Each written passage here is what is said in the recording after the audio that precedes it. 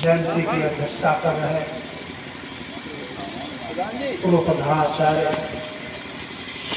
आदरणीय कटियार साहब, आज जयंती के उद्घाटन करने वाले सोशल समाज दल के राष्ट्रीय अध्यक्ष जी, मंच पर बैठे नेतागण हम सबकी बातों को बड़ा गौर से सुनते और सुनने के बाद कुछ चीजें ऐसी थी जिस पर हम चर्चा करेंगे। तो कुछ साथियों ने कहा कि सरदार पटेल बहुत गरीब, कुछ लोगों ने कहा कि आज देश में एकता दिवस के रूप में मनाया जा रहा है।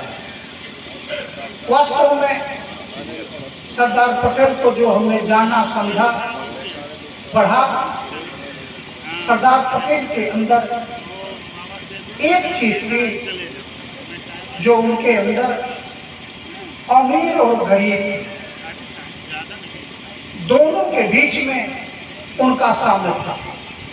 वह गरीबों की गरीबी से नफरत नहीं करते, वह गरीबों के साथ रहते थे, खेती किसानी से जुड़े हुए थे। और इसके बाद उनके मन में एक भावना थी कि यह जो ये गरीबी का रोग है, इसको खत्म किया जा सकता है, इसको बदला जा सकता है। उन्होंने अपने जीवन काल के शुरुआती दौर में उसको बदलने के लिए कि गरीब गरीब न रहे, लगातार उन्होंने संघर्ष किया। दूसरी चीज, सरदार पटेल के अंदर एक अच्छे दोस्त भी थे कि अपने दोस्त का कितना आदर करते थे। जब उनको हम नजदीक से देखने का प्रयास करेंगे तो प्लेग की बीमारी आई और प्लेग की बीमारी में लोग गांव छोड़ के भाग रहे थे और उनका साथी बीमार पड़ गया। और जब वो बीमार पड़ा तो उन्होंने यह परवाह नहीं किया कि मैं भी बीमार पड़ जाऊंगा।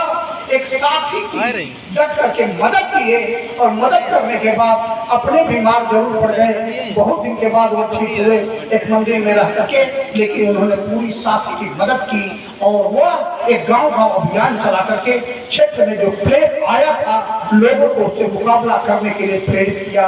और तमाम लोग जो बीमार थे, एक वॉलंटियर के माध्यम से तमाम नौजवानों को दूर करके उनको हॉस्पिटल तक पहुंचाने का काम किया था। तो यह सरदार पटेल जी की जगह।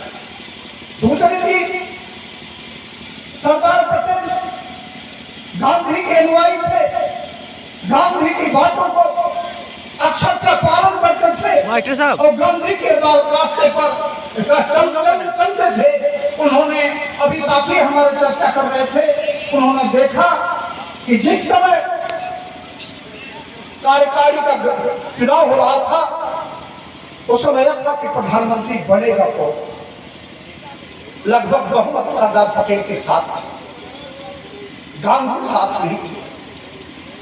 लेकिन उन्होंने बहुमत का आदर न करके उन्होंने गांधी की बातों का आदर किया। और गांधी भी कहा करते थे कि जैसे एक बैलगाड़ी है, उस बैलगाड़ी के दो बैल होते हैं, उसमें न कोई छोटा होता है न बड़ा होता है। उन्होंने कहा कि एक तरफ नेहरू है तो दूसरी तरफ सरदार पटेल है, इसमें कोई छोटा बड़ा नहीं हो सकता है। नेहरू को चूंकि देश नीति पर अच्छी पकड़ है, लेकिन आंतरिक जो ताकत है, आंतरिक जो पकड़ है और जो पूरे देश को छोड़ने का साहस है, वह सरदार पटेल के अंदर है। इस बात को पहचाना जाता है। और सरदार पटेल ने, अभी हमारे साथ ही चर्चा कर रहे थे कि 560 रियासतों को मिलाया, एक प्रस्ताव पास हुआ। और जब इस देश का संविधान बना, तमाम सारे वक्ता उसको छोड़ करके आगे बढ़ रहे थे कि वास्तव में उन 560 रियासतों को मिलाया कर गया।